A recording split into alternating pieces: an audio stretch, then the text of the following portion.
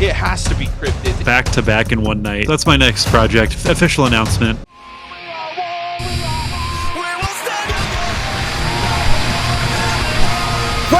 Destiny Island! Welcome your host, Ladies and gentlemen, this week on Crash City, we have Connor Rush, game developer for Project Songbird. What's going on, brother? Hey there, how you doing? How's it hanging? I'm excited. I like horror games. You're not going to believe this. I also really like horror games. I would assume so. Quite a bit, actually. If you're gonna make one, I would hope you don't hate horror games. You know what? It's a genre I have liked for so long, and it took me way longer than it should have to actually develop a horror game. And if it's like a question you have planned for later, to stop me now. But I like only started 2022 actually doing horror stuff. Before that, I was just making like narrative drama games, and as much as I love horror movies and always have my whole life, like I'm shocked it took me that long. That's an odd flex. You're like, yeah, it just took me so long to make horror games. As somebody who will never make a game in his life is like, well, that's an odd thing to say. Well, no, that's just like, it's because making games is like my career, right? It's like if someone was talking to me about like oil refinement. Like, I've never done oil refinement ever. That's insane to me. And it is what it is. Like it is that thing where I see content creators, or I see people who are pursuing their passions, and it comes the same way when I get to interview people, or when I get to go and film different events. People are like, I'll never get to do that. And I'm like, it's just, it's just one thing you pick up one day. And for yourself too, coding and learning how to make video games. What started that? You know what? I don't know if there was like a moment, but I started very young. I was around probably before I was 10 years old. I really want to make games. And I remember my dad's college apartment. He had a PS2, and we would play like Lego Star Wars and Jak and Daxter. Jak and Daxter 2 was like my jam. Kingdom Hearts 2. Kingdom Hearts 2 is like my favorite game of all time. One of my favorite games of all time. And I remember I would sit in and watch, I would move the joystick and see the main guy like run around. And I would be so enamored by the fact that this like 2D image on the screen is being controlled by the thing I'm pressing, and that's the coolest thing in the world. And I want to know how that works, and I want to do that. So I was like, I really want to make games, and of course, every like little kid is like, I want to make games. But I like the first time I got my own computer, I looked up like how to make games for free, downloaded Unity, and just started teaching myself. Until I got to the point where I was releasing my first game at the age of 13, I think. I did Into the Unknown, which is bad. It's up for free on Steam, and you can play it, and I'm not going to recommend that you do so. But yeah, it's something I've always loved, and then, came things like The Last of Us, the Uncharted games, a lot of the Naughty Dog stuff that sort of showed me the storytelling potential of gaming, and I've pursued that ever since. Okay, you're blowing my mind here, buddy. You sound like such a older and mature soul, and you're 4 years younger than me, dude. So when you're like, yeah, I remember all this stuff, PS2, I'm like, I was 17 when he released his first video game. What the fuck? Well, I appreciate that. I don't know. I've just always really liked doing it. To me, it was never like I'm so cool because I make video games and I'm a baby. Like I'd be going crazy if I wasn't doing projects. I like making things, and hopefully one day I'll make money making things. I haven't done it yet, but fingers crossed. You make video games, you make music. Like, what kind of life did you picture for yourself when you were younger, man? I don't even know. I don't know what kind of life I picture for myself now. I think ultimately I just I want to be content. I don't. I would love to be comfortable, in the future to be able to be independent and make the stuff I want to make and be able to live off that somehow. That would be the ideal. I would say. And it's crazy because I can feel the entertainer's soul in you, man, where you're like, I just want to do what I do and everybody be happy and okay. And I want to talk about a little bit about that, about your band and what brought Yeah. that on, man. Just the band in general. Yeah. So I've always been. I don't say always, because like when I was a little kid, I didn't care much about music at all. And one day something just clicked. I did grow up with very musical parents. My dad is a big like 90s 2000s hip hop guy. He was also a theater musical kid. Um, his favorite movies of all time include Hercules and The Nightmare Before Christmas, which classics, amazing. Yes. And my mom, like straight up 90s grunge kid, like torn jeans, flannel, whole nine yards. So I got a little mix of that and was very surrounded by music early in life. And then eventually, and this is going to sound like the most I'm a high schooler and this is deep thing you've ever heard, but then I discovered Radiohead. No, I heard Radiohead for the first time, and it, to my young brain, was like mind blowing. Like I'd never heard like experimental sounds before. Up until then, it was just like whatever my mom played, and then like the country radio that would be playing all the time because I lived in rural West Virginia. But it was the first time hearing like electronic sounds and experimental sounds, and I was hooked, and I went down the deep end of finding all the weird, eclectic, like artsy rock bands I could. And then eventually I was just like, I want to do this. So I played bass for a while. I picked up guitar a bit.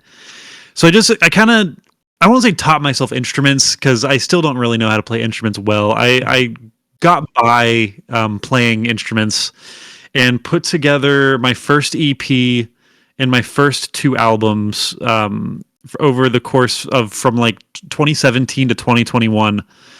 Did those as a solo project. And on that second album, which was The Colossus is Coming in 2021, I reached out to a friend of mine named Jonah, and I was like, hey, I really want to play these songs live. You're an amazing drummer. Would you want to, start a little band and take these on the road? And he was all on board. We went to the same college at the time too, so it was super convenient. Met up, practiced a few times, clicked immediately. Then we got in contact with a high school friend of mine, Jacob Noska, who played guitar. So we went around as a trio for a little bit. As the band's Auric Echoes, by the way, if anyone's listening. I don't know if we've even said that. So Auric Echoes is my band.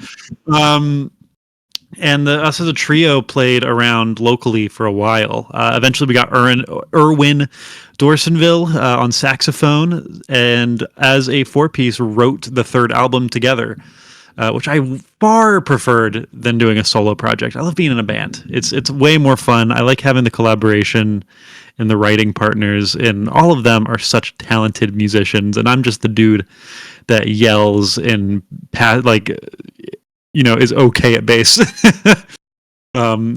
they 100% like carry that group, and I'm so thankful for them. But then we released our third album, which is Division for Human Ascension. I think it's really good, and we pretty much just made it, the four of us, like production and all. And now we're on like an indefinite hiatus because we all just got busy. But hopefully we can start playing music again, or at least I hope I can in some capacity. Yeah, I was listening on Spotify and I was like, these guys are really good. This is pretty fun. I enjoy this. No, I appreciate it. What sort of stuff do you usually listen to?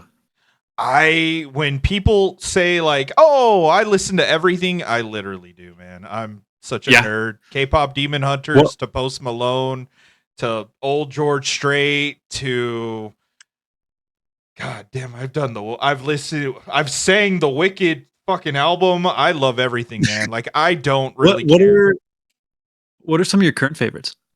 My current favorites? Oh damn. Yeah. Like what's the current listening playlist? I'm gonna get made fun of so bad. So the Has Been Hotel season 2 soundtrack has gotten me so involved, and then I have been playing on repeat the Laughing Track by Ice Nine Kills.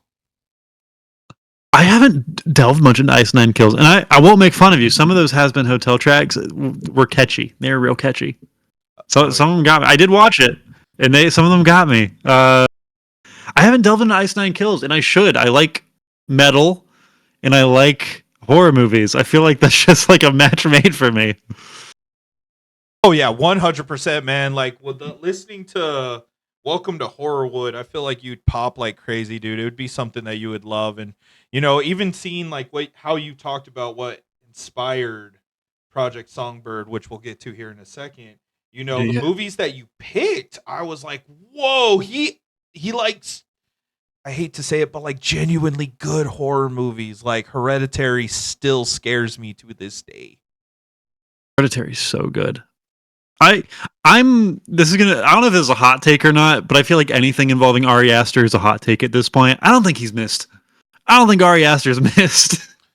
No, not at all. I think he just did one movie that was really good, Eddington, and that's not even a horror. And it's so good. Well, his past 2 movies haven't been horror movies, and I love a director or an artist where every time they release a movie, it's always, this is his worst movie he's ever made, and it's always great. And I love a good divisive artist. Any artist who's creating something risky that's like not going to please everyone, like they're doing it for them, and they're making something that is taking risks, and I appreciate that so much. I love Ari Aster's work. Yeah, I was hearing how he was talking about the concept for Eddington and how it's based off real life, and me being from New Mexico, I was like, which city was this? I don't remember hearing about any of this chisme in the newspapers at all. And he's like, no, it's based off a real town somewhere, during the pandemic. And I'm like, this has me so interested now. And I love what he did. I love the movies that he makes. I don't really have any problems with him. But first, before we even talk about Project Songbird, what made you like what came up with the concept of, hey, I'm going to finally dive into a horror game? Before we get into the big meat of it, what finally made you take that step of, I'm going to finally make one? So like I said, I've always loved horror movies. And I think with every game I've ever made, there was this like objective to make something subtly horror. Like I wanted horror elements in the things I made, and it never seemed to come across. And that's just like the creative process catching you, and not everything like falls into place how you want. But in the back of my mind, I'm like, I've always wanted to delve into horror. So I went into Project Songbird saying, I want this to be a horror game. We're going to make this happen. So that's going to be like the main focus this time. And I started prototyping, started kind of finding my feet with it, and then I got a call from DreadXP, and they were like, hey, we want you to make a game for us for DreadX Collection 5. We're a horror game publisher, so there's going to be a horror game. I was like, okay, cool, let's practice this. So DreadX Collection 5 went down. I made the game We Never Left over the course of like roughly 2 months.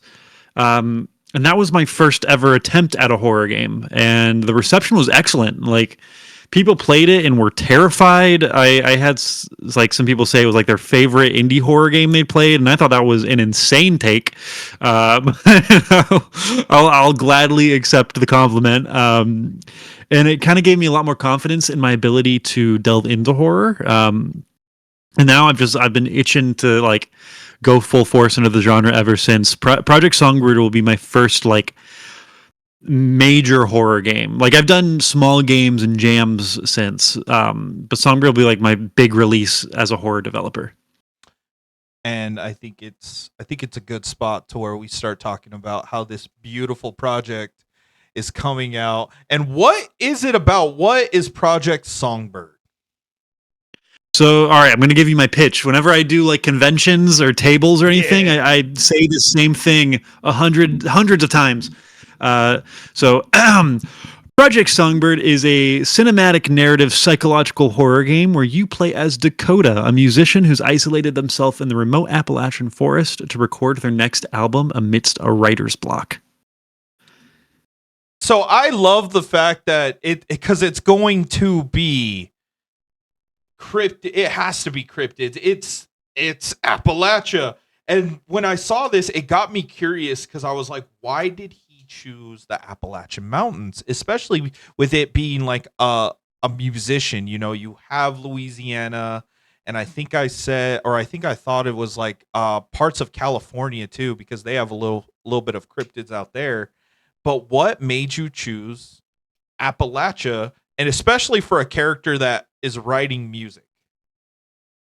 Funny enough, I feel like a lot of it's coincidental. I went into Project Songbird very much with a write what you know mentality, so I could pull from existing experience. I grew up in the West Virginia. I grew up in West Virginia in the Appalachians, and the map of Project Songbird is based off of a log cabin my family built in Tucker County, this little campsite. So I pulled from a lot of like my own experience growing up in that region and making music and delving into that creative process. Just so much of it was a love letter to the things I know and enjoy. Just exploring that part of where I'm from. I vividly I very much enjoyed a lot of the process. Like my grandfather took me out to investigate coal mines while I was developing this game because I wanted to like have some accuracy in the mines, and he was an old coal miner. So just doing stuff like that was so cool, and getting more in touch with like where I'm from. That's so dope. That's awesome. And then some of the details, like everything that you've talked about on your TikTok, being able to listen to indie artist finals, or the fact that my favorite part about this is you don't have a HUD. So you have to remember everything from your ammo. You don't know how much any of these creatures' lives are. I was like, this is going to be challenging. This is going to be fun for the most part. Like this is what I care about. And it's in a way of like, this is going to be stressful the entire time. Well, I appreciate that. I appreciate that you're excited for it. There is a little bit of HUD. Like you're not getting like the active like health bar and ammo. Like inventory will be a HUD. Yeah. That's mostly it. I always hesitate to say it's HUDless because I know the moment someone pulls up the inventory and it's UI based, like I give this game a thumbs down on Steam because it actually does have a HUD. But yeah, it's primarily HUDless. Primarily. And that's still the cool part about it is, when you have those moments where you're going to be stressed out or you're getting swarmed or anything like that, and you're like, oh man, I should have had this many rounds, or these things should be dead by now. And you even mentioned too, if you don't have your guns, well then you can use objects like shovels or bats, but once those break, you can run or you can throw bottles. Like I like the way that you came up with multiple different scenarios for this game. I did want to make it so that you could approach encounters however you see fit, whether that's like hiding, playing it stealthy, just trying to run through, or fighting your way in. And all that said, though, I didn't want Project Songbird to be like the hardest game, right? I didn't go into it with the idea of I want to make the scariest game I can. I very much went into it with the idea of I want to tell the best story I can. So a lot of the game's focusing on narrative. It's not... This is probably the worst thing I could say for marketing a horror game, but I wasn't trying to make like the scariest thing possible. And at some points, the game is rather peaceful. There are a lot of moments of levity. There are points where you can just explore this forest or listen to music or take in that nature, but when the horror does kick in, I do try my best hit it as hard as I possibly can. Is it gonna comparatively? Can I compare it to it being like, the Gray Hill incident that came out last year, or the Blair Witch game? I know you said you took some inspiration for Edith Finch, for Resident Yeah. Evil. What is the best way to describe how this game is going to be overall?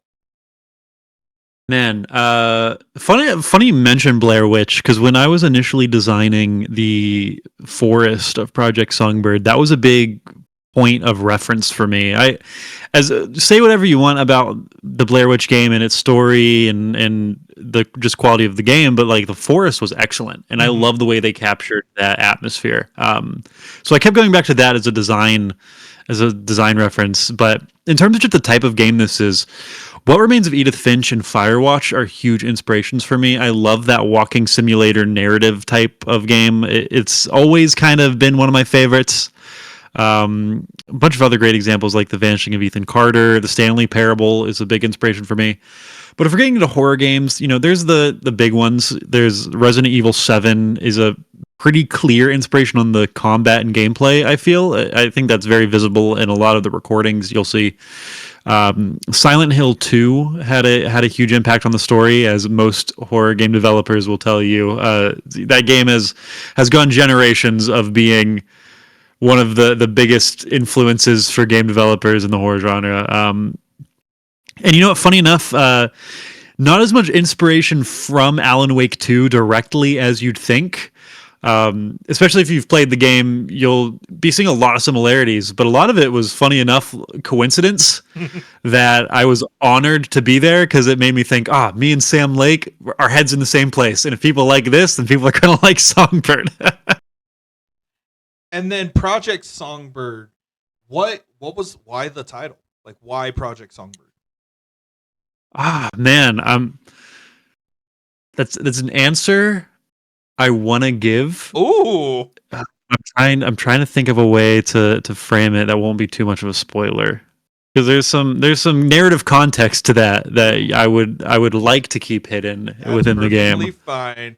That's awesome. I'll just put like a caution right here where we can't say, but that's cool, man. I'm excited now. But no, Project Songbird as a title does have relevance, and I hope people pick up on it. Can you tell us anything right now about our main character? Yeah, our main character is Dakota. Dakota is a musician who goes by the pseudonym Neon Songbird, and they are voiced by the incredible Valerie Rose Lohman. And what all sorts of things are you looking for? That's really what it is. Whatever you're okay with saying without spoiling too much. Oh, I'll share as much as you're willing. I mean, Dakota is a very troubled individual, but also like staunchly independent and a bit stubborn. I like creating this character that definitely puts on I don't know if the correct word would be like a facade of confidence, but that's what I'm going with right now. That really just wants to do their own thing and seems very comfortable in doing so, but even some things on the outside are strong enough to influence them to not do so, influence them to not be their full self. And I think it's interesting to explore, and I like doing a game that is so character focused. I think this is the first time I've done something so character focused, and as a non-professional writer, I hope I did it well. And with Project Songbird, is there a way that... Now, how do I say this without you spoiling anything? Is there a way that we could potentially ever see a sequel or a spin-off with this game, or is it a one and done and you're going to focus on your next projects after? I don't know. I've never gone into a game expecting to do a sequel, and I never even considered sequels for most anything. Anytime I have considered a sequel, both for Summerland and I guess for Project Songbird, the idea just always circles back to anthology. Like, do new characters, similar situation, similar themes. But even then, like, no ideas for a Songbird sequel, and I'm happy leaving it as a one and done. I do have ideas for next games. I do have thoughts that are being discussed with the people they need to be discussed with. And hopefully I'll have something to talk about in more depth soon. Fingers crossed. I don't know what things are going to look like, but I would love to talk about my next project whenever I'm able. How long did it take you? Like, how long has all of this taken? Just like the Songbird development process? Songbird development. Now you're doing marketing, and hopefully soon the game will come out. Like, in total, how long has everything taken? Marketing. I don't know what I'm doing. I don't know what I'm doing ever. So Project Songbird, I started my sophomore year of college. That was like the end of 2021. That was like the prototyping stage, and I developed it on and off. There was the point where I was working for DreadXP. I did We Never Left, and then I got to work on My Friendly Neighborhood and Sucker for Love 2. But overall, like if I'd say 4-ish years, Songbird has been in the oven, and I'm excited that the baking is finally done. And we're gonna see a release very soon, which is so exciting for me. I'm so excited for you, dude. It seems like it's gonna be something that's going to shock people in such a good way. And I feel like a lot of horror content creators are gonna give it a try. And I hope they do. I hope so. This is a game I definitely went in taking risks with. You know, I kind of had this mindset of no one ever created anything great by playing it safe. So I'm doing some weird stuff. I'm doing some things that I know like a lot of people won't be into, and I know a lot of people will really resonate with. And you know, back to Ari Aster talking about his movies. Like, everyone, when he releases a movie, like, this is his worst movie. Why'd you do this? It was so like not what we wanted from Ari Aster. Like, yeah, that's what makes Ari Aster great. And I want to make something that kind of does that. I want to make something strange and out there and risk taking, and just, you know, cross my fingers that people take to it. I can't wait to play it. So, how much of your personal life did you put into this game? You know, you talk about your grandfather help taking you to the mines. You talk about the log cabin. Are there any other little Easter eggs, I guess, that we could say that are going to be hinted at either your family lineage or yourself in this game? My answer for that is going to be play the game. Oh. In the most tongue-in-cheek, like, you know, I think when you play the game, it'll be very clear. Like I said, I can't wait. I think that overall it'll be amazing. You know, getting off the game a little bit and just shooting the shit. Okay, yeah. What has you excited this year, horror movie wise? Now that we just started a brand new year, and it seems like there's a ton of bangers coming out. Yeah, you know what? Give me a few, because I don't have like anticipated movies off the top of my head because I'm bad at this. I'm googling horror movies coming out in 2022, right? 2026 right now. Okay, cool. Because I need some references.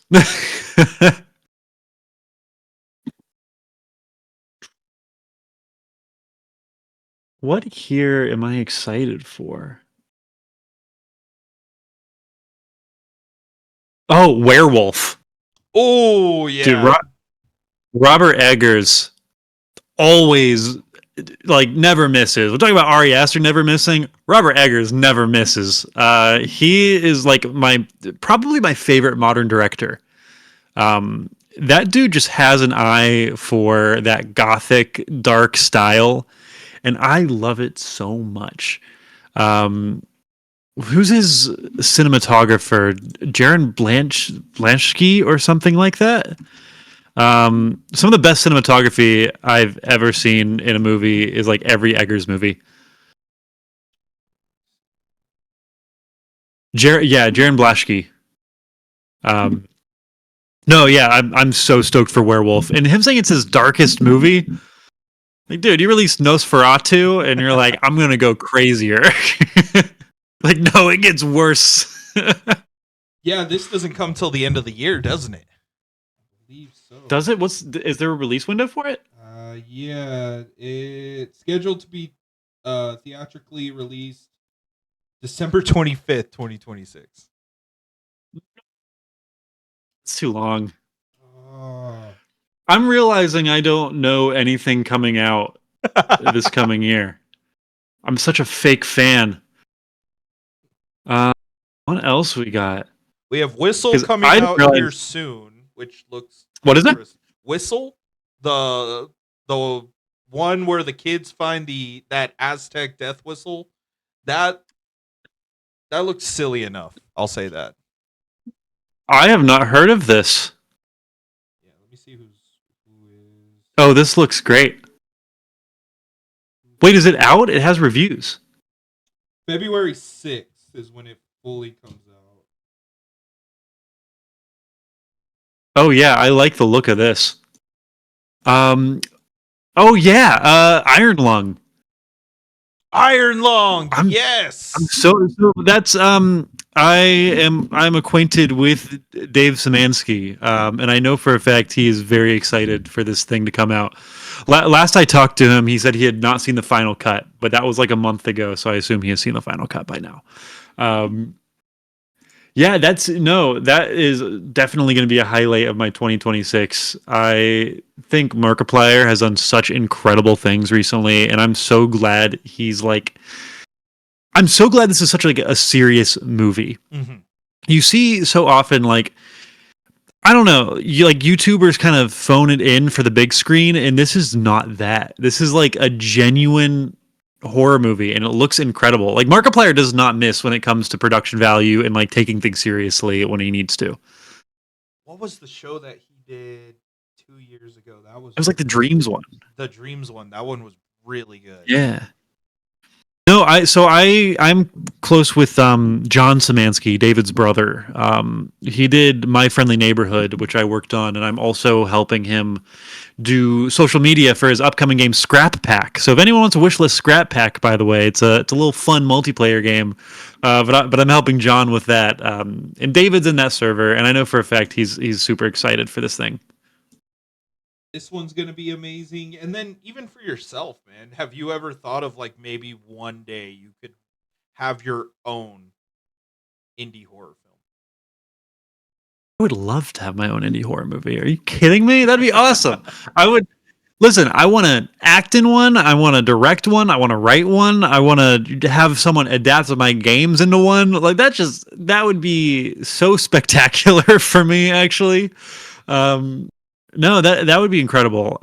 I would love to be involved in a horror movie in any capacity I would be allowed to. I absolutely would want to act in one, though. I'll practice my scream beforehand.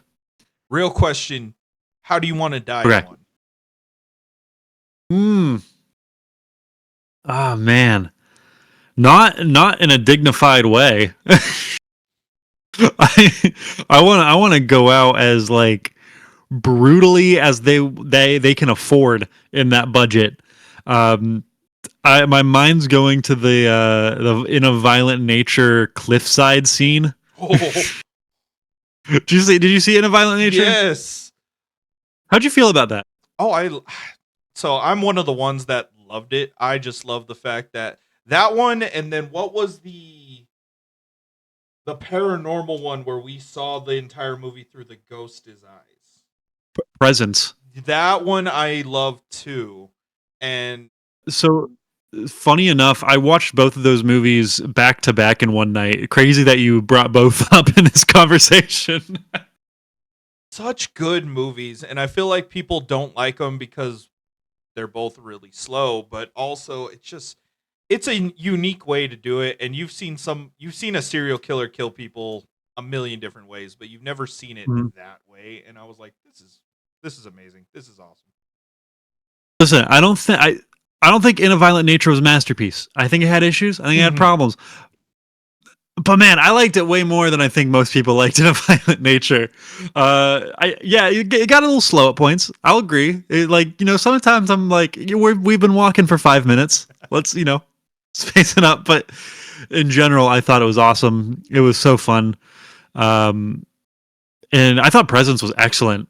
Like, I understand why people could get upset with Presence, because it's that the same thing that happened with The Witch or like It Comes at Night, where this is a great movie that's not like a traditional horror movie and was kind of marketed as such. So I understand people going in expecting one thing and not getting it, but man, it was so good. I thought Presence was excellent. Yeah, the next one I need to watch is Good Boy, because I heard a lot of good things about that one too. Which one? The one with the dog. I think there are two Good Boy movies. One from last year and one from 2022, and the one from 2022 is insane. What is? Oh, I need to look this one up and see which one. I'll just give you a quick summary. It's horrifying. Yeah. So anyone listening, or again, is this going to be a YouTube video? I forget what the format. This is YouTube and Spotify. Sweet. Flash a picture of the Good Boy from 2022. I think if I'm remembering correctly, this woman goes on a date with a man, and he brings her back to his place, and he's like, by the way, there's this like dude that lives with me who dresses like a dog. Just pretend like he's a dog, and don't let him think that you think he's a person or something like that. But then, this isn't a spoiler because I've not even seen the movie myself. I think the dog guy at one point is like, he's making me dress as a dog. Actually, it's all him, and it's insane. That looks horrifying. Yeah, the costume alone both makes me dread this thing, but also makes me really want to see it. Oh yeah, it's labeled as horror, romance, comedy, suspense. Okay. Right. I'm a big fan of a horror movie that aims to make you a little uncomfortable. Well, yeah, you like Hereditary, so yeah. I do like Hereditary. Ari Aster in general just thrives on making people a little squeamish. One of my favorite, actually, okay, question for you. I'm flipping the tables. What's like your favorite horror movie, or like give me a few like your favorites? So I would have to say the first Paranormal Activity. I'm a big found footage guy. First Paranormal Activity. Oh, I love found footage. It's not called Quarantine in Spanish, but Wreck.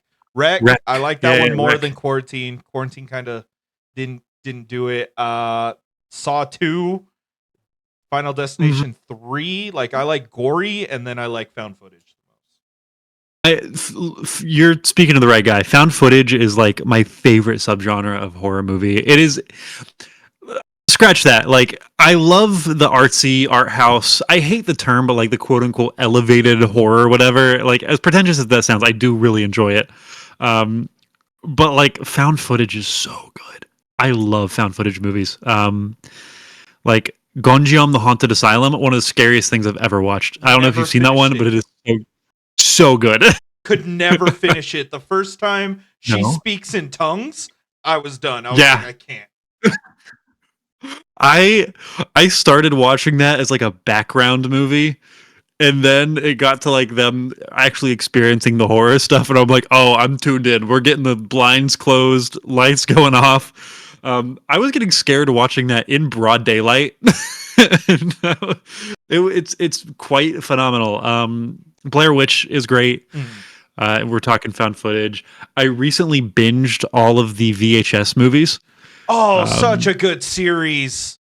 Which are so fun. I love the VHS movies. Like, despite how bad some of them can get, when you do an anthology, you're going to get that, right? Yeah. But there are some highlights in that series, particularly the second one. It has both the zombie short and the cult short. I don't know the names off the top of my head, but both those are so good. like nobody gives VHS the credit it truly deserves, especially VHS And Beyond, the second to last one they did when it was Justin Long that was overseeing everything. I was like, yeah, this is perfect. yeah. What was some of the Beyond ones? I definitely saw it. I'm trying to remember which It was ones were in that. it The was alien one. yeah, it was the alien, like the whole Okay. alien themed one. Yeah. Okay. No, I remember watching that and then seeing the credits of it and being like, oh, there's some like people in this. Like the last one I loved, and then I saw the credits like, oh, because Mike Flanagan did it.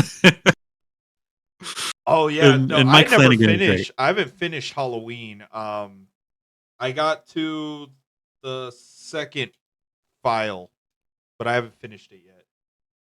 My hot take, and then again, it might not be a hot take. I think Halloween might be the best VHS movie. I will say it is the darkest. It by far it is the darkest, and it is the one that sticks to the premise the most. VHS Halloween, like I don't think its highlights are the highest. I think VHS 2 definitely has like the highest highs of any of the movies, but it was so consistently good, I feel. Um there was even one short which it's funny you mentioned how dark it is because this was very much like the most comedic VHS short I think I've seen. Um I think the short was called like Please Take One. And the whole premise was these college kids are like going door to door on Halloween, being nuisances as college kids do. And they take two chocolates from a take one thing and then get summoned to like a demon candy dimension. And at the start of it, I was like, oh, this is really bad. And the dialogue is awful. And this is like really dumb. And then it kept getting more and more insane and ridiculous. And I was like, oh, okay, this was on purpose. I love this now. And then I saw the credits and it was the dude that made Too Many Cooks. And it totally clicked for me. I was like, that was great. It's such a good series, and I wish people would give it more credit. The same way with like, I would have to add one more to like my favorite horror movies Okay. of all time is Unfriended, and that one's hated so much, and I love it. Which one? I think I've seen Unfriended. I know there were like 3 of those Cam Life movies back to back that came out. I think Unfriended's the one I've seen. Yes, Unfriended is all the high school kids. Is that the one? Spoiler alert, people! Is that the one where the dude like puts his hand in the blender? Yes. Okay, yeah, I've seen this one. Yeah, that one wasn't bad. I think it reviewed really poorly too. It did. Unfortunately it did. And I'm like, that one's one of the best movies I've seen. I did. Yeah, I thought that was good. I think we need to bring back the Cam Life genre. We've barely done it. Granted, I've heard that most of them aren't that great, but we need to get it like a real masterpiece in there. Yeah, maybe that's my next project. Oh yes, please. Maybe I do a Cam Life. Is that the right term? Like Cam to Life? There's a genre term for it. I have no idea. I don't know. I'll make one of those. That's my next project. Official announcement. We're doing a Zoom movie. Oh goodness. Cool, dude. I will take a bump. I'll throw myself away like a ghost. Like a ghost got me, dude. I want to be in that. That'd be great. Also, I meant to mention it before. The Saw movies you mentioned. I have such a guilty pleasure for the Saw movies. Some of them are so awful, and I love it. They're so good for all the wrong reasons. I wish people would walk into a Saw movie thinking that instead of thinking like, oh, this has to be real. Of course, this isn't real. I think Saw got a weird reputation for being like the most messed up movie you've ever seen. It's like the most disgusting, vile thing you've ever like. No, it's a soap opera, and it's great. Saw is a soap opera with some blood in it. And then if you like look at the bigger picture, it's just a dude that got screwed over by the insurance company, and he's just mad the entire time. Yeah, like No, I even struggle to call the Saw movies horror movies because to me they don't even read as horror movies. Like the first one is a detective thriller, Yes. like Seven. Um, and then like I think the second one kind of sticks in that same like detective thriller sort of field, and then the rest of them are pure just like camp soap opera. Like everyone's a secret twist villain, and then someone's double crossing someone else, and there's always a twist at the end that makes zero sense, and then people are escaping traps in the middle, and none of it's scary, and I love it. It's so good. And the way it gets crazier each time, like the first one, okay, this cop or this doctor was cheating on his wife, the private investigator gets stuck with him. The second one, this cop now has to save his kids from a bunch of ex-felons. The third one, yes, you have to go through the court system and interact with everybody that didn't help you when your child was hit by a car. And it's like, okay, Oh we gosh. took a giant turn this third one. That third one, I remember I was getting so frustrated because it felt like every trap that dude. I saw this movie like once years ago. Every turn that dude went down, he like met the person who did his son wrong, stalled for 4 minutes, and then finally was like, "Okay, I'll save you," and then can't do it because he wasted his time. And he's like, "All right, I've learned my lesson." Then goes to the next person and does the exact same thing. That's almost the whole movie in just one point. He's like, you did this to me. Flashback that takes up most of the timer, comes back, but I can do better. They die. I'll be a better person next time. It's like, oh, well, you killed 3 people already. I don't think you're going to be a better person. He saved the pig vat guy. The one person. And then the only other Saw thing I'll say is I think about Tobin Bell going piranha all the time. All the time. So I was talking to somebody about like everybody just sees Tobin Bell as Jigsaw, and I can't because I like crime TV shows also, and he did one episode of Criminal Minds where he I was didn't know that. there's a good reason why you don't. He was Okay. He had kind of like the the McCoys and the Hatfields kind of family drama, and he Yeah. had to go figure it out.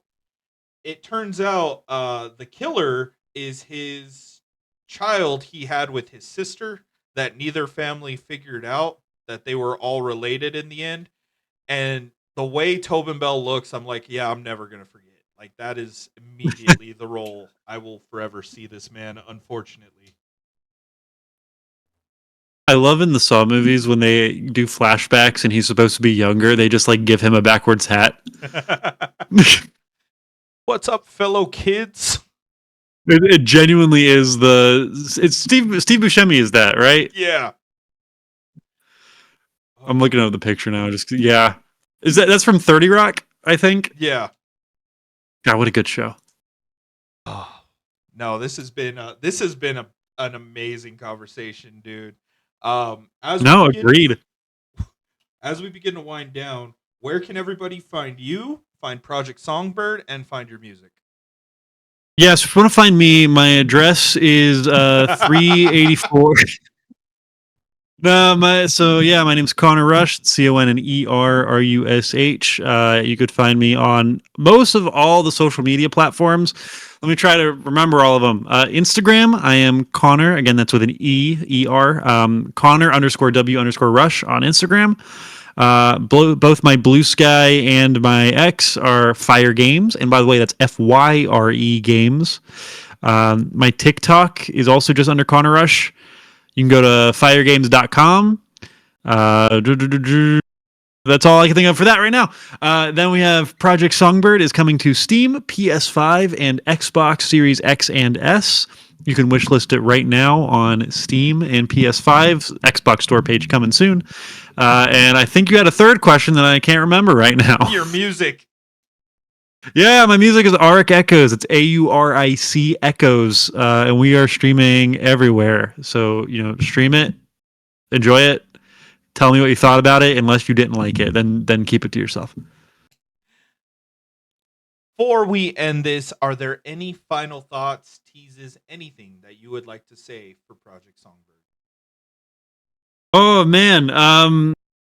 Again, I don't know when this releases. We are announcing, as of recording this, we're announcing the release date probably next week. And I want to say what it is on air here. Hey, if I'm going to say the release date now, bleep it out if we don't announce it yet. Okay.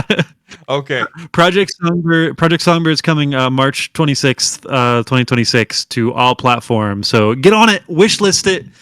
It's the greatest game of all time, actually. All the critics agreed. IGN gave it a 10 out of 10. It's got a 100 on Metacritic. This is all real information. Don't fact check it. Ladies and gentlemen, this was my conversation with Connor Rush. We will see each and every one of you in our next videos or in your nightmares, depending on how you see his content.